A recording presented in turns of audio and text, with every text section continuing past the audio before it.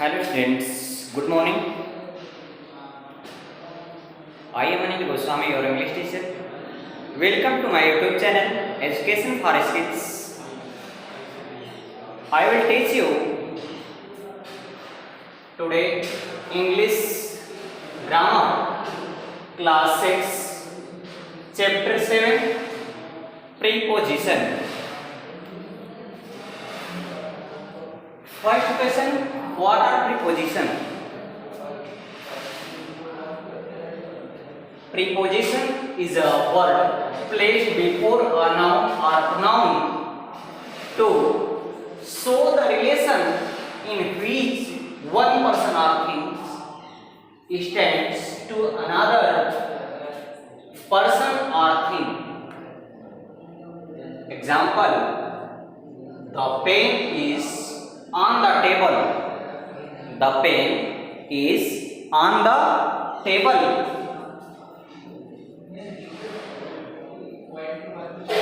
It's right. Next example, he talks about the flowers. He talks about the flowers. Are you understood? To everyone? यानी कह रहा है कि preposition संबंध सूचक अव्यय किसे कहते हैं या क्या होता है। तो फर्स्ट क्वेश्चन आपका यही बनता है कि प्रीपोजिशन क्या है। तो प्रीपोजिशन का जैसा कि आपने भी शब्द भी देख रहे हैं कि संबंध सूचक अव्यय,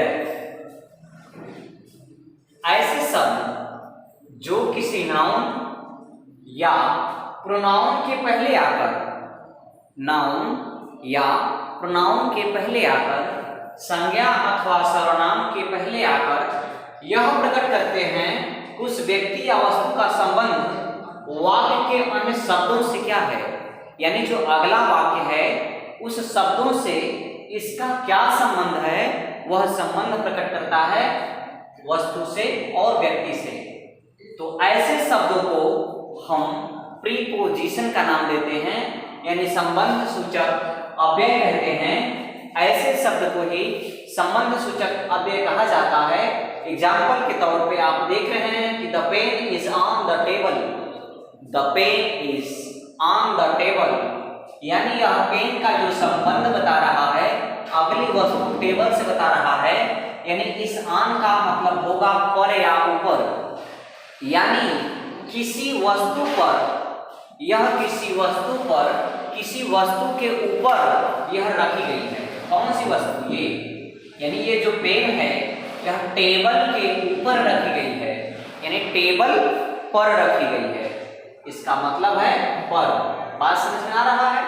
जैसा कि यह अस्थायी रूप से जो होता है, यह वस्तु ऐसा होता है जो कि अस्थायी रूप से है और इस वस्तु को ले जाकर उस ऊपर, उसके ऊपर रख दिया जाए, तो ऐसे स्थितियों में यहां पे प्रीपोजिशन का नाम दे रखा है। बात समझ में आ रही है? यानी इस पेन का आशय यहां से है, यह पेन जो वस्तु है यह टेबल के ऊपर रखी गई है, यानी स्थिर रूप से है, वह गति की अवस्था में नहीं है, अस्थायी रूप से है। तो ये चीज भी मायने रखता है। अगला example, he talks about the flowers, यानी यहाँ पे जो बातें किया जा रहा है वह किसके विषय में बात किया जा रहा है? फ्लावर के विषय में। यानी जो विषय वस्तु है यह इसका, ये क्या है? फ्लावर्स है। तो यानी ये जो विषय अबाउट जो है यह अबाउट प्रीपोजिशन कहलाएगा। क्या कहलाएगा? प्रीपोजिशन। आप सभी को समझ में आया? चलिए एक बार फिर से दोहराते हैं। आप मेरे साथ ही दोहराइए ताकि आपका ध्यान एकाग्र होकर के इसी पर रहे तो ज्यादा बेटर होगा और अच्छे तरीके से आप समझ भी पाएंगे। यह सिर्फ क्लास 6 ही नहीं बल्कि अदर क्लासों के लिए भी यह काम आएगा। तो आप अच्छे तरीके से जितने भी YouTube पे जितने भी स्टूडेंट्स देख रहे हैं, आप सभी का आभार। और इस चीज को आप सिर्फ देखिए ही नहीं, आप अपने जीवन में इसे अमल भी करिए। तो आइए फिर से एक बार दोहराते हैं कि preposition is our placed before a noun or pronoun to show the relation in which one person or things stand to another person or things। यानी किसी एक वस्तु का किसी दूसरे वस्तु के पहले लग करके संबंध रिलेशन स्थापित करता है, ऐसे शब्द को हम क्या कहते हैं? प्रीपोजिशन कहते हैं। यानी किसी नाउन और प्रोनाउन के पहले लग करके, किसी नाउन और प्रोनाउन के पहले लग करके वह उसके साथ किसी दूसरे व्यक्ति या वस्तु के साथ रिलेशन स्थापित करता है, रिलेशन दर्शाता है, ऐसे शब्द को हम प्रीपोजिशन कहते हैं। बात समझ में आ गई? अगर आपको इंग्लिश समझ में नहीं आ रही है तो हिंदी है, हिंदी समझ में नहीं आ रही है तो इंग्लिश है, दोनों में आपको क्लियर, यह आपको सेटिस्फाई हो जाना चाहिए इससे, ताकि यह बहुत ही सरल लैंग्वेज में दर्शाया गया है, बताया गया है। तो एग्जाम्पल देख रहे हैं कि the pen is on the table. Example के रूप में हम ऐसे आपके बीच में बहुत ढेर सारा वर्ड्स लाने वाले हैं, जो कि आप देख भी पा रहे हैं कि एट का अर्थ होता है पर, बिफोर, यानी ये टोटल जितने भी मैंने यहाँ पे राइट किया है, टोटल यह प्रीपोजिशन की है।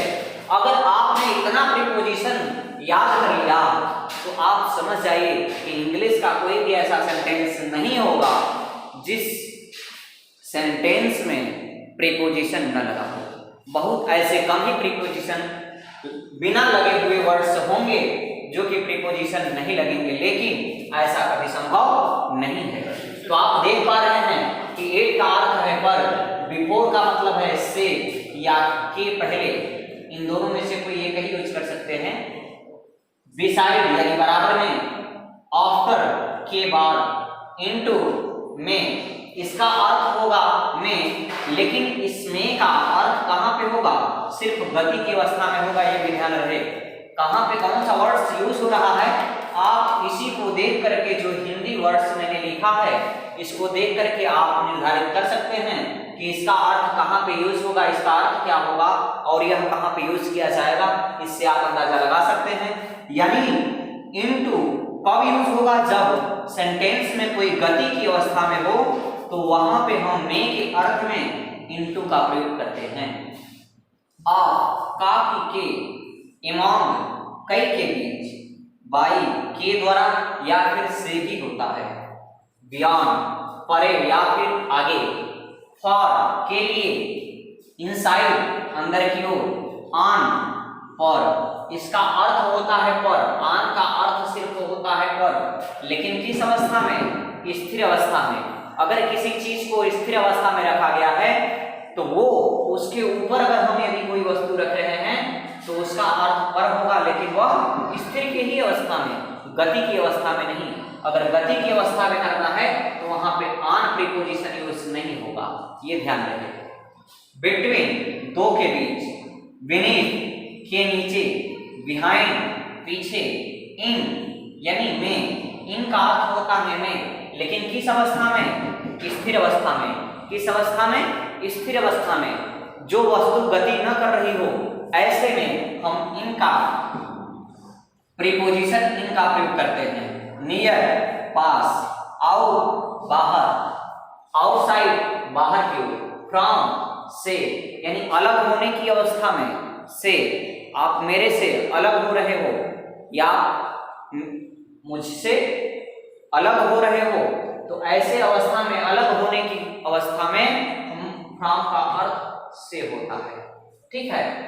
अब ऊपर, ओवर, ऊपर, इसका भी ऊपर ही होगा, लेकिन अगर किसी वस्तु को लटकाया हुआ अगर देख रहे हैं या लटका हुआ अगर पा रहे हैं तो ऐसे स्थितियों में, उस लटके हुए स्थिति में हम यूज करेंगे प्रीपोजिशन ओवर, जिसका अर्थ है ऊपर, अंडर नीचे, टू को, आउट ऑफ में से, अपॉन पर, अपॉन का भी अर्थ होता है पर, लेकिन गति की अवस्था में। बात समझ पा रहे हैं? ऑन का भी होता है पर, लेकिन स्थिर अवस्था में। यह आपको ध्यान होना चाहिए, इसीलिए मैंने इसके आगे हिंदी भी राइट कर दिया है ताकि आपको समझने में परेशानी ना हो, क्योंकि आप आपको कठिनाई होने से पहले आपकी कठिनाइयों को मैं पूर्ण तरीके से जान रहा हूं कि आपको कठिनाई क्या होगी, इसलिए मैं इसे हिंदी वर्ड्स में भी राइट कर दिया हूं, ताकि जो समस्याएं आपके मन में उत्पन्न हो रही हैं, यह इसको देख करके आपके मन में यही उत्पन्न होगा कि आखिरकार ये जो सर आपने लिखा है इसको हम यूज कहाँ पे करेंगे, हम कैसे जानेंगे कि इसका यूज यहीं पे होगा। तो ऐसे में मैं अर्थ जब लिख दिया हूं तो आप बिल्कुल निश्चित ही हो जाएंगे, श्योरली आपको पता ही चल जाएगा कि आखिरकार इस और वर्ड का अर्थ, इस वर्ड का मीनिंग क्या होगी, इसे हम कहाँ पे यूज करेंगे। अर्थ के माध्यम से आप लगा सकते हैं, वो सेंटेंस का अर्थ पकड़िए, इसके बाद इस सेंटेंस, इस वर्ड से आपको प्रीपोजिशन उठा करके उसमें रख दीजिए। मैं होमवर्क भी कुछ दूंगा, ये ध्यान रहे, तो इसलिए आप इसे अच्छे तरीके से समझिएगा, यह बहुत ही महत्वपूर्ण है। यह आप समझ पाएंगे कि लगभग हाई स्कूल इंटर में भी यह काम आएगा। बात समझ पा रहे हैं? ये सिर्फ 6 के लिए ही नहीं बल्कि हर क्लासरूम के लिए इंपॉर्टेंट है। बात समझ पा रहे हैं? ओवर ऊपर लटका हुआ, अंडर नीचे, टू को, आउट ऑफ में से, अपॉन पर यानी गति की अवस्था में, विथ के साथ, या फिर से, विदाउट बिना। बात समझ पा रहे हैं सभी लोग? तो इतना सभी को समझ में अगर आ गया होगा तो यह चैप्टर को मैं इसी पे एंड करता हूं।